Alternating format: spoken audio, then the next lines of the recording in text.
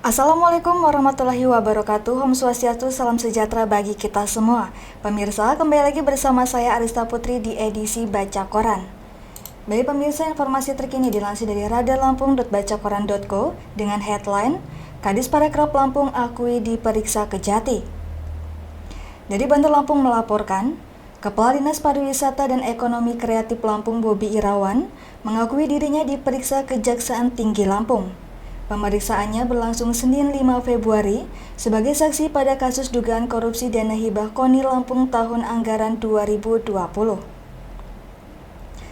Bobi sendiri sebagai pengurus KONI Lampung periode 2019 hingga 2023, di mana semua pengurus KONI Lampung juga dimintai keterangan oleh Kejati Lampung.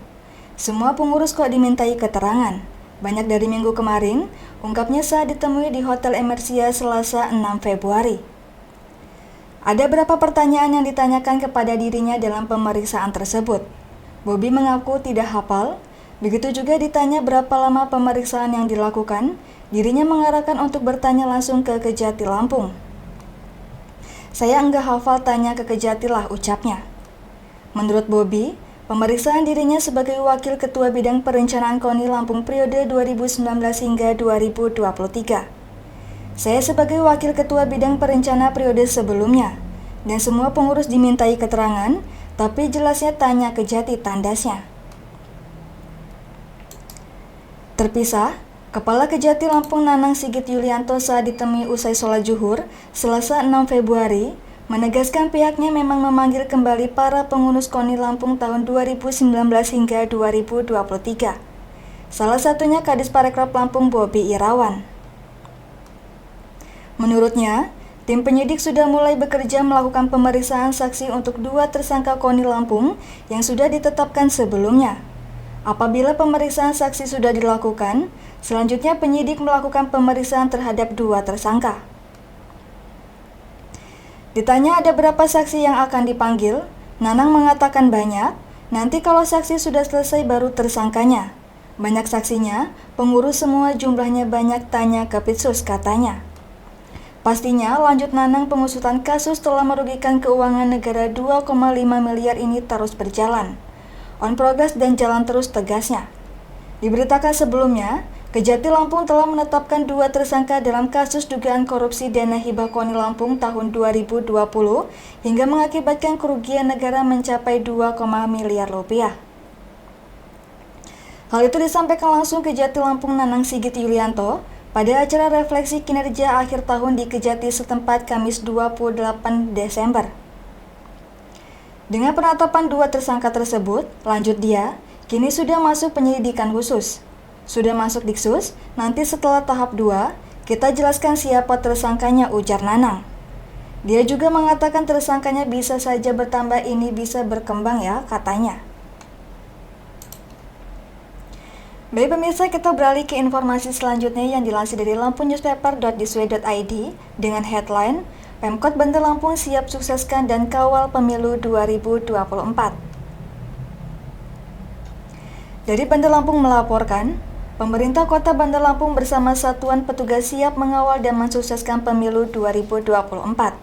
Diawali dengan apel bersama di lapangan Korem 043 Gatam, Enggal, Selasa 6 Februari 2024.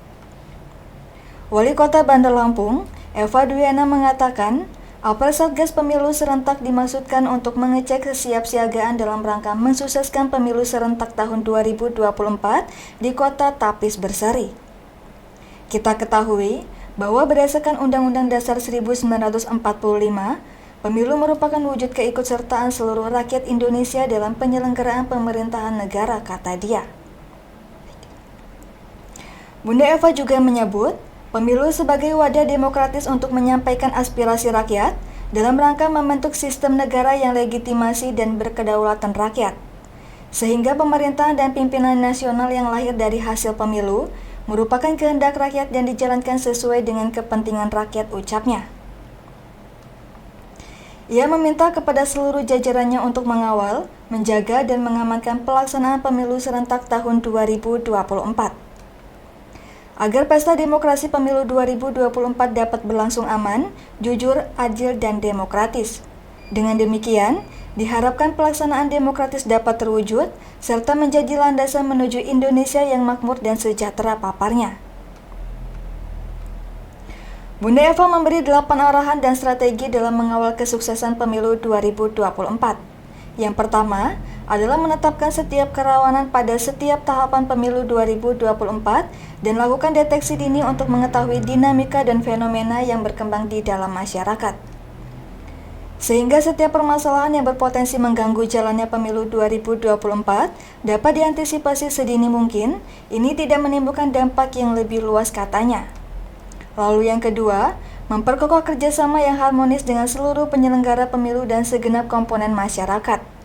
Hal ini guna mewujudkan sinergi dan proaktif dalam rangka pengamanan pemilu 2024. Ketiga, bagi segenap ASN dan lingkungan Pemkot Bandar Lampung, agar tetap menjaga komitmen dan netralitas, serta tidak terlibat dalam kegiatan politik praktis dalam penyelenggaraan pemilu 2024, ungkapnya. Lalu strategi keempat meningkatkan kewaspadaan terhadap potensi ancaman intoleransi, radikalisme, serta kegiatan yang bersifat sara dengan memanfaatkan momen pemilu serentak tahun 2024. Baik pemirsa, demikian edisi Baca Koran hari ini. Sampai jumpa di edisi Baca Koran selanjutnya. Saya Rista Putri pamit undur diri. Wassalamualaikum warahmatullahi wabarakatuh.